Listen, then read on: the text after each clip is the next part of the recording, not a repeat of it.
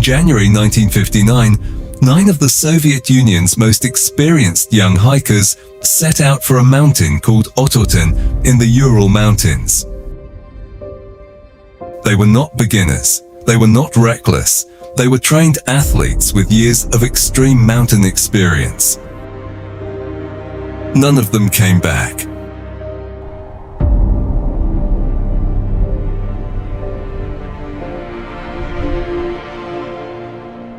What investigators found at the scene has never been satisfactorily explained. Not in 1959, not in 2019, when Russia officially reopened the case, and not today. A tent shredded from the inside, bodies in the snow without winter clothing, injuries that required force equivalent to a car crash with no external wounds, radioactive clothing, missing body parts, and a KGB file that even today has pages that remain blacked out. This is the Dyatlov Pass Incident, and the deeper you go, the less sense it makes. This case has been studied by physicists, forensic pathologists, military analysts, and intelligence researchers for over 6 decades. It has been featured in congressional briefings, academic journals, and 3 separate government investigations. And every single one of them has walked away without a complete answer. That alone should tell you something. Igor Dyatlov was 23 years old. He was not just a hiker, he was a radio engineering student who had already led multiple difficult expeditions. His teammates trusted him completely. The group included 7 men and 2 women. All were experienced. All had completed multiple Category 2 treks. This was to be their Category 3, the highest difficulty rating. On January 23, 1959, they departed by train from Sverdlovsk, now Yekaterinburg. Their plan was simple: reach Mount Otorten by February 12th, then return. But before we get to what happened, you need to know who these people were. Not as names on a list, but as human beings. Because that is what makes what happened to them so difficult to accept. Zinaida Kolmogorova was 22. She was described by everyone who knew her as the heart of the group, the one who kept morale high, who sang songs around the fire, who never complained. She was the kind of person who makes you believe everything is going to be fine. And then there was Semyon Zolotaryov. He was 37, significantly older than everyone else. He had joined the group late, replacing another hiker at the last minute. Nobody in the group knew him well. He had served in World War II, but his military records were unusual. He had changed his name at least once. And in his personal effects, investigators found items that didn't belong on a hiking trip. A camera he kept separate from the group's cameras, and a notebook that was never fully disclosed to the public. The journey itself took 9 days. They traveled by train, then by truck, then on foot through some of the most brutal terrain in the Ural region. The photographs they took during those 9 days show people who were tired and cold and laughing. People making jokes, people taking care of each other. The last photograph taken before February 1st shows all 9 of them, faces flushed from the cold, spirits apparently high. Whatever was coming, they did not see it coming. They reached the base of Kolotshyakhl on February 1st. In the Mansi language, the indigenous people of the region Kolotshyakhl means the dead mountain. Their last diary entries were written that evening. They were in good spirits. Yuri Krivonishenko wrote a mock newspaper for the group, calling their camp the most comfortable hotel in the Ural region. They had no idea what was coming. Sometime between 9 p.m. and midnight on February 1st, something happened on that slope. Something that made 9 experienced, trained, rational people do the most irrational thing imaginable: abandon their warm shelter and run into minus 30-degree darkness with no shoes. On February 26th, 1959, 25 days after the group was last seen, A search and rescue team reached the campsite on the dead mountain. What they found was the tent partially buried in snow but still standing. What was wrong became clear immediately. The tent had been cut open from the inside, not torn by wind, not clawed open by an animal, cut from the inside the tent. Their boots, their coats, their food, their equipment, everything they needed to survive in minus 30-degree temperatures left behind.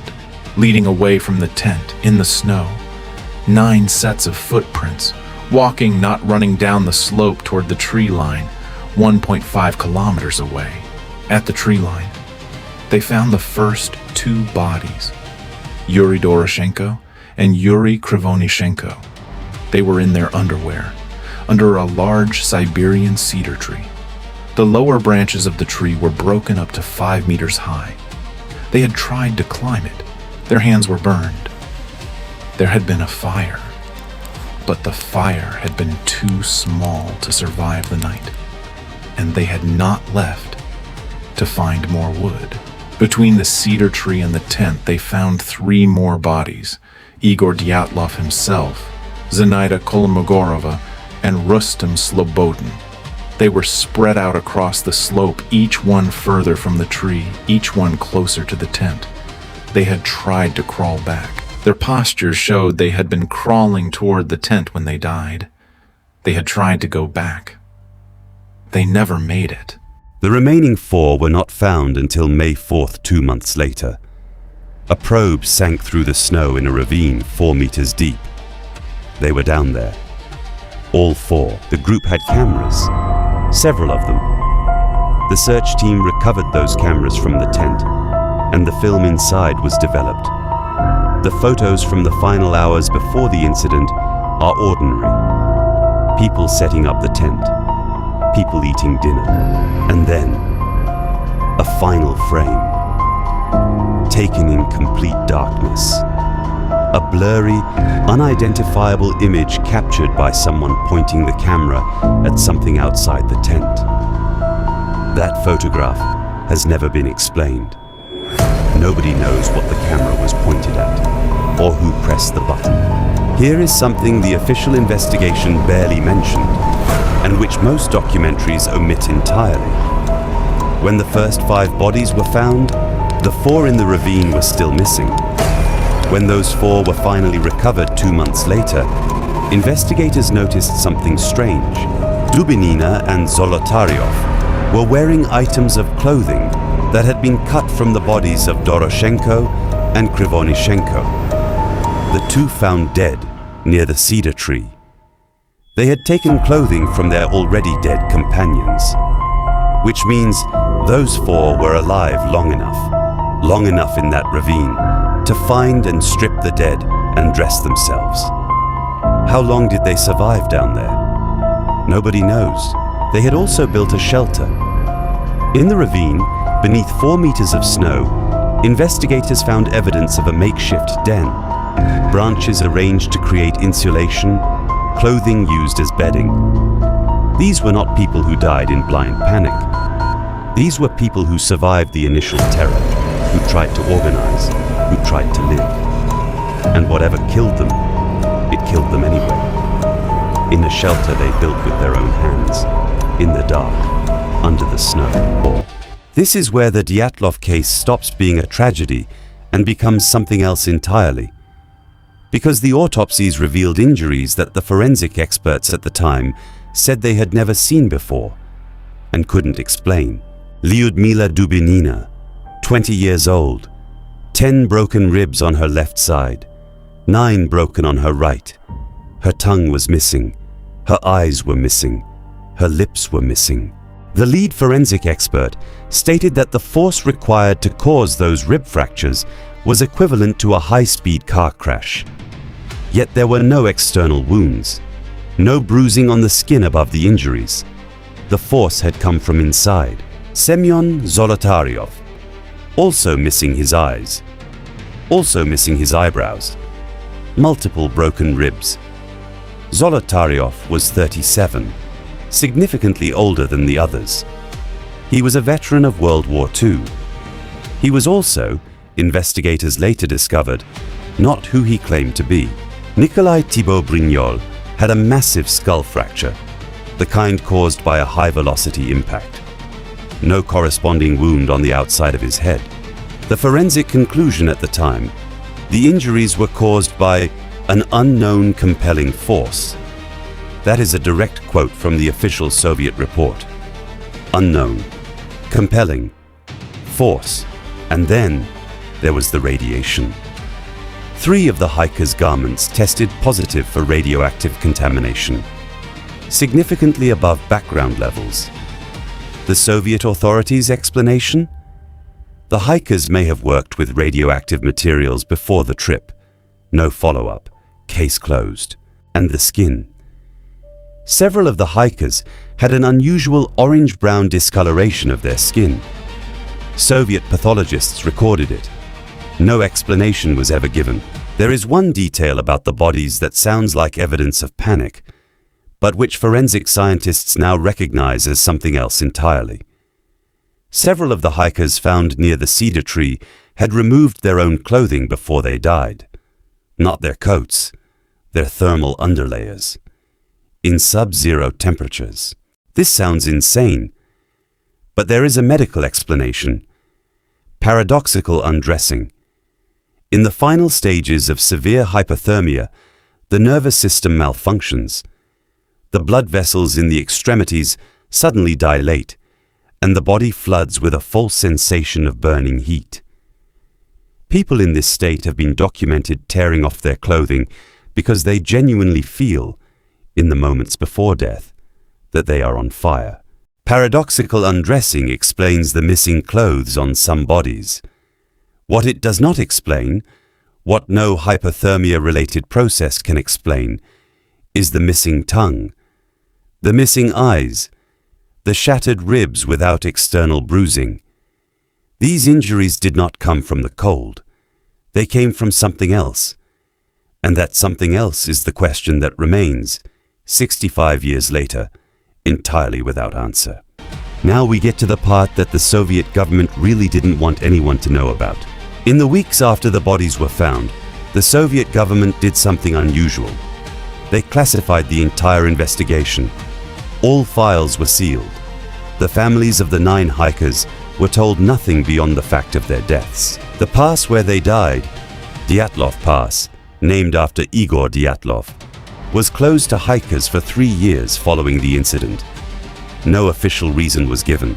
Other hikers in the region that same night reported seeing strange glowing spheres in the sky above Kholat Syakhl, the Dead Mountain.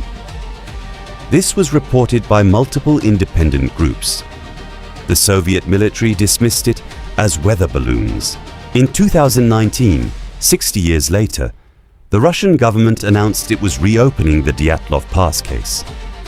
Investigators interviewed survivors and witnesses. They had access to newly declassified KGB documents. Let me tell you what the KGB files actually contain. At least, the parts that are not blacked out. There are witness statements from other hikers in the region that night who reported the same glowing spheres from multiple directions. There are meteorological readings that don't match any known weather pattern. There is an internal memo noting that the area near Dyatlov Pass had been used for classified military activities in the weeks before the incident. And there is a section, 4 pages long, where every single word is redacted. What is in those 4 pages? The Russian government will not say. And then there is Zolotaryov. Investigators who later examined his background found something unexpected. His service record during World War II contained gaps, periods of time unaccounted for. His post-war employment history was vague. His late addition to the hiking group, replacing another hiker with minimal notice, is consistent with the behavior of someone placed into a group rather than someone who joined one. Some researchers have concluded that Zolotaryov was not a hiker who happened to be on this expedition. He was an observer, possibly a KGB informant, tasked with monitoring the area or monitoring the group itself. If true, it changes everything about why the files were sealed. Consider the implications. If Zolotaryov was a KGB asset, and the evidence circumstantially suggests he may have been, then the KGB did not classify this case because 9 hikers died. They classified it because their own man died, in an incident they may have caused, or failed to prevent. That is a very different kind of secret to keep. Their official conclusion in 2019, the hikers were killed by an avalanche.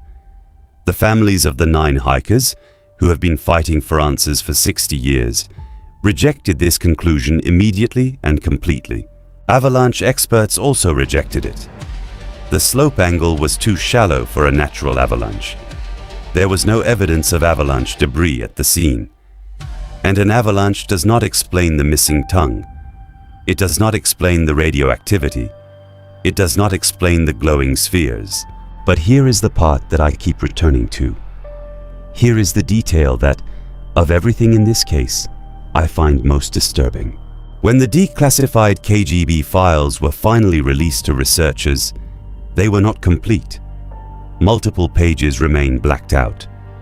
The Russian government, 60 years later, still will not show us everything. The question is, why? Let me walk you through the serious theories, the ones that researchers and scientists have actually put forward, because there are several, and none of them fully explain everything. Theory 1. Infrasound. In 2013, a researcher proposed that the specific geography of the mountain, the shape of the valley, the wind patterns, could create infrasound, sound waves below the frequency humans can hear, but which the body can feel. Infrasound at the right frequency causes panic, disorientation, hyperventilation, and, critically, an overwhelming sense of dread. The kind of dread that makes rational people do irrational things, like run from a tent into 30-degree darkness. This theory explains the panic. It explains the irrational flight from the tent. What it does not explain is the catastrophic internal injuries. Infrasound does not shatter ribs. Before the weapons theory, there is a newer meteorological explanation that has gained serious scientific support in recent years. It is called a katabatic wind event. Katabatic winds are dense, fast-moving air masses that rush down mountain slopes, in some cases reaching speeds that create a localized pressure event, strong enough to hurl a person off their feet without warning. The geography of Kholat Syakhl, its specific slope angle, its valley funnel shape, is considered by some atmospheric scientists to be near perfect for generating katabatic wind events. A severe katabatic wind event could explain the tent being ripped open, not by the hikers cutting it deliberately, but by the force of the wind requiring an emergency exit. It could explain the disorientation, the inability to return uphill to the tent against that wind. But here again, it does not explain the injuries. A katabatic wind does not remove a tongue, and it was not powerful enough to cause the internal fractures documented in the autopsies. So once again, we have a theory that explains half the evidence and falls apart on the other half. Theory 2. Military weapons testing. The Soviet Union was actively testing experimental weapons in the Ural region in the 1950s. Some researchers believe a classified weapon, possibly a pressure wave device, was accidentally deployed near the hikers' camp. This would explain the internal injuries with no external wounds. A pressure wave can shatter internal organs while leaving the skin intact. It would explain the radioactive contamination, and it would explain why the KGB classified everything so quickly. What it does not explain is the missing tongue, the missing eyes. Pressure waves don't selectively remove body parts. Something else caused that. There is also the theory involving the Mansi people, the indigenous inhabitants of the region. Some investigators initially suspected the Mansi had killed the hikers for trespassing on sacred land. The Mansi were investigated and completely cleared. But their oral traditions describe something that lives on the dead mountain. Something they call the Mountain of the Dead, for a reason: the missing tongue, the missing eyes. These are the details every theory eventually runs into. The most widely accepted natural explanation is predatory scavenging, that small animals access the bodies during the 2 months they lay undiscovered in the ravine, and that soft tissue was consumed. This is biologically plausible. Forensic scientists consider it the most likely explanation for the soft tissue loss. But the injuries to Dubinina's chest, 10 ribs fractured with the force of a car crash, no external damage, cannot be attributed to scavenging. Something caused those injuries while she was alive, or immediately after death. And that something remains unknown. I want to pause here, because I've given you the evidence, and I've given you the theories. And now I want to know what you think. Not because any answer in the comments is going to solve this case, but because there is something in how we respond to this story that says something about us. Drop your theory below. The most detailed, most compelling responses, I read every single one. Here is what we know for certain. 9 people, experienced, trained, rational. They set up camp on a mountain on the night of February 1st, 1959. Something happened. They ran.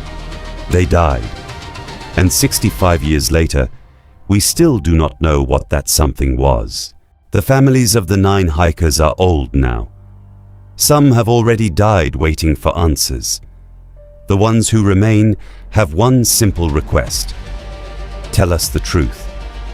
After 65 years, just tell us the truth. The Russian government's response, as recently as 2021? The case remains officially closed. The KGB files remain partially redacted, and the dead mountain stands exactly as it has always stood: silent, cold, and keeping its secrets.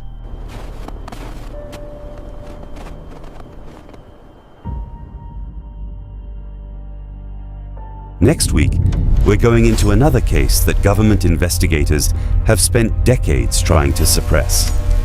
A disappearance so complete, so documented, and so inexplicable that it has appeared in briefings at the highest levels of intelligence agencies on 3 continents. Subscribe, and I'll see you then.